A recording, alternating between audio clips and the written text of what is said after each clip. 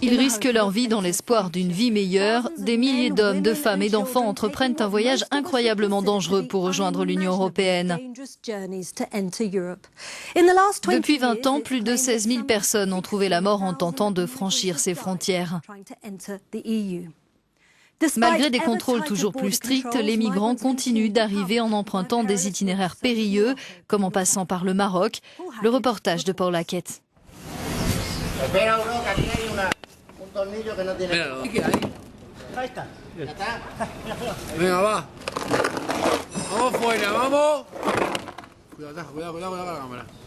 Certains sont prêts à tout, vraiment tout, pour déjouer la sécurité aux frontières et rejoindre ce qu'ils voient comme l'Eldorado européen. Cette fois-ci, le parcours de ce migrant s'arrête là, au poste de contrôle de l'enclave espagnole de Melilla, sur la côte nord du Maroc. Le petit territoire, l'une des portes d'entrée de l'Union, est devenu une forteresse. Chaque année, des milliers de migrants africains tentent de briser les redoutables défenses de Melilla. Beaucoup fuient les violences ou la guerre dans leur pays. Certains rêvent tout simplement d'une vie meilleure. Mais parfois, ceux qui réussissent à rejoindre Melilla finissent coincés ici pendant des années, le territoire ne faisant pas partie de l'espace Schengen. Parmi les migrants, beaucoup racontent avoir vécu un calvaire au Maroc. Est-ce qu'il y a des problèmes avec les autorités espagnoles ici? Non. Okay. Non, pas de problème avec l'autorité espagnole. Okay. Et l'autre côté, avec les Marocains? Ouais, là-bas, beaucoup de problèmes. Même tout dernièrement, ils ont tué là-bas quelqu'un, un Camerounais. On l'a cogné un caillou aux têtes, il est mort. Ouais. Là-bas, beaucoup de problèmes. Quand on vient sur les barrières, ils prennent les bois, ils nous frappent, ils font tout, ils nous prennent, refoulés. On est fatigué là-bas. Vers le côté Maroc, les gens fatiguent beaucoup. Il y a la souffrance. On peut perdre sa vie où personne n'est au courant, comme si c'était un poulet qui était aussi mort comme ça, quoi. Les gens aussi perdent leur vie aussi au Maroc facilement, vraiment. Les mauvais traitements à l'encontre des migrants sont fréquents au Maroc, d'après les militants des droits de l'homme qui accusent les autorités espagnoles et européennes de fermer les yeux. Ils les traitent plus mal que des animaux. J'ai vu de mes propres yeux, de l'autre côté de la clôture, il était 5h30 du matin, comment les gardes marocains se comportaient avec des migrants qu'ils venaient de prendre en train de passer la frontière. Ils leur cassaient les jambes avec de grands bâtons et de grosses pierres. Ces cris que l'on pouvait entendre dans la nuit, ces cris de douleur, étaient horribles. Depuis 2005, l'Espagne et le Maroc ont renforcé la sécurité à leurs frontières. Aujourd'hui, la garde civile espagnole peut faire intervenir une patrouille le long de la clôture en moins d'1 minute. Pour autant, le représentant du gouvernement espagnol dans l'enclave estime qu'il faut encore renforcer la coopération. Cette question, le problème de l'immigration, ne concerne pas exclusivement Melilla et ne touche pas que l'Espagne et le Maroc. C'est un problème qui concerne toute l'Union européenne, dont l'Espagne fait partie. Ce que l'Union peut faire de plus important, de mon point de vue, c'est travailler avec les pays dont les migrants sont originaires pour combattre les passeurs. Melilla illustre bien le dilemme de l'immigration pour l'Europe, entre le devoir moral de protéger les plus vulnérables et les craintes d'un afflux massif.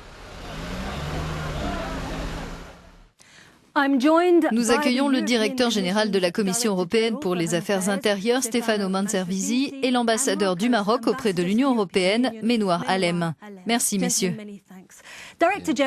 Monsieur le directeur général, certains décrivent la politique migratoire de l'Union européenne comme un échec politique et moral. Que leur répondez-vous ?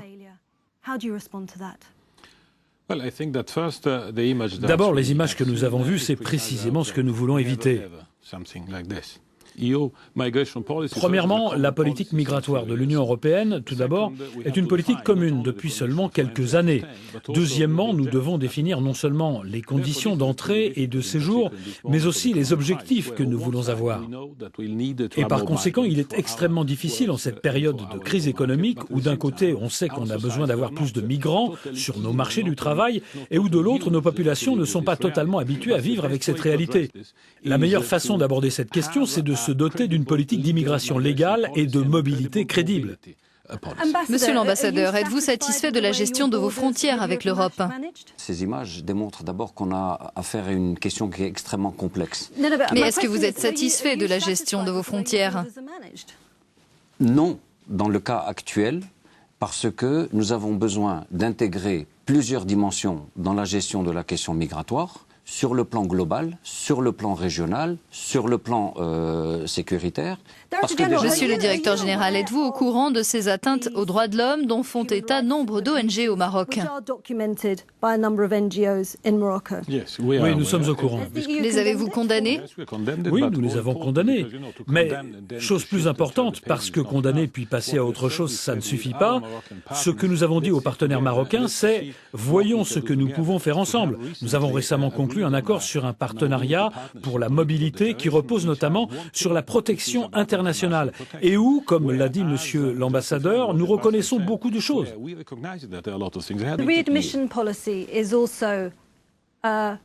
La politique de réadmission fait aussi partie de ce partenariat pour la mobilité. Cette politique, c'est la possibilité de renvoyer au Maroc les migrants sans papier qui disent venir du Maroc lors de leur arrestation en Europe. Acceptez-vous cette disposition? Alors, c'est l'un des points sur lesquels nous avons encore quelques divergences avec l'Union européenne dans les négociations sur la réadmission. Nous disons pour les non-marocains, nous disons ceux qui sont dans une situation régulière au Maroc, qui sont rentrés avec un visa, ou qui sont une carte de séjour au Maroc, qui sont allés en Europe et pour une raison que je ne sais pas, sont devenus en situation irrégulière. Nous avons une responsabilité de rapatrier ces personnes-là, parce que c'est notre responsabilité. Mais en général, ce n'est pas ce qui se passe. Si, c'est quelquefois le cas. Par contre, pour les autres, qui ont utilisé le Maroc comme un pays de transit. Je voudrais rappeler quand même, et c'est pour ça que j'ai insisté sur l'importance de la coopération régionale. Parce que nous ne pouvons pas, nous, assumer à nous seuls la gestion de cette question migratoire. Mais jusqu'à présent, les accords de réadmission constituent un point de friction avec de nombreux pays. Allez-vous avancer dans ce domaine? Par exemple, dans le cas d'un pays comme le Maroc, où l'on sait que les non-marocains ont peut-être un grand risque de subir des mauvais traitements et de se retrouver dans un flou juridique. Est-ce un élément essentiel de votre politique? Oui, parce que ça fait partie de notre approche que l'on appelle donnant-donnant. Ce que nous voulons garantir à nos populations, c'est que nous sommes capables d'ouvrir un peu nos frontières pour permettre plus de mobilité, mais dans la sécurité.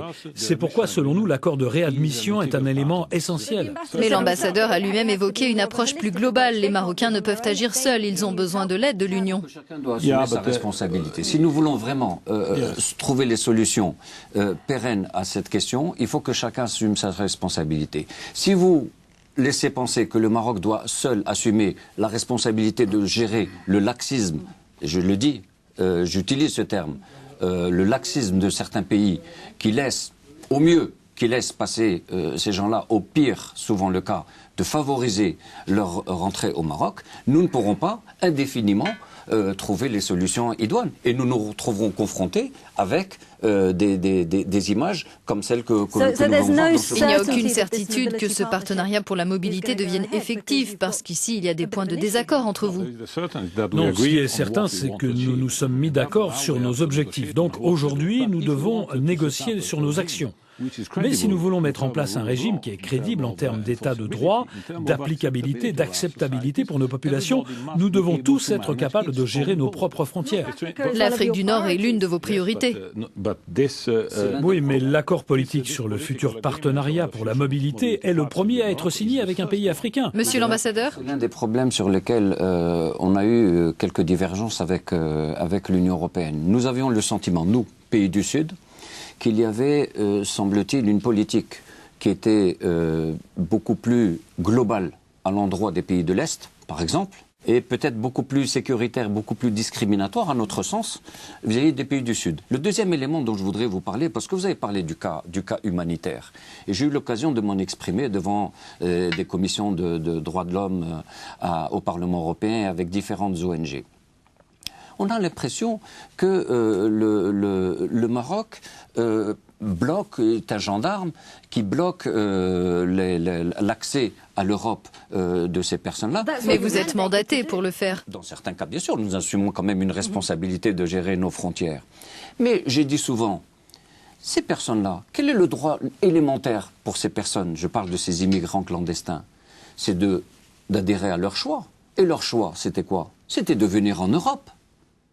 Alors, on ne peut pas, sous couvert d'une leçon humanitaire, dire « vous devez respecter les droits humanitaires de ces gens-là, mais ils doivent rester chez vous ». Mais est-ce que ça donne à la police le droit de les frapper, de les tuer? Non, écoutez, c'est ce qu'on a entendu dans le reportage. Cette personne s'est exprimée en disant qu'il y a eu des morts. Il y a eu des morts de l'autre côté également à Melilla, et il y en a même eu dans certains pays européens. Brièvement, il est évident que la situation est très délicate. Il n'y a pas de réponse simple. Comment sortir de l'impasse? Je pense que l'issue, c'est tout d'abord un vrai débat prudent qui ne trompe pas les gens sur notre avenir en termes de migration. C'est le premier point. Deuxième point, il faut gérer nos frontières selon notre expérience. Nous devons faire de nos frontières des lieux de sécurité collective. C'est ce que nous devons faire. C'est un défi, il n'y a pas de solution miracle. Sans cela, l'Europe sera peut-être plus sûre, plus autocentrée, mais sa compétitivité, son allure et son avenir seront moins éclatants.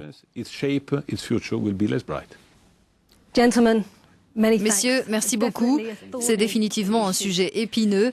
Le littoral de l'Union européenne s'étend sur environ 66 000 kilomètres. C'est une vaste zone à sécuriser.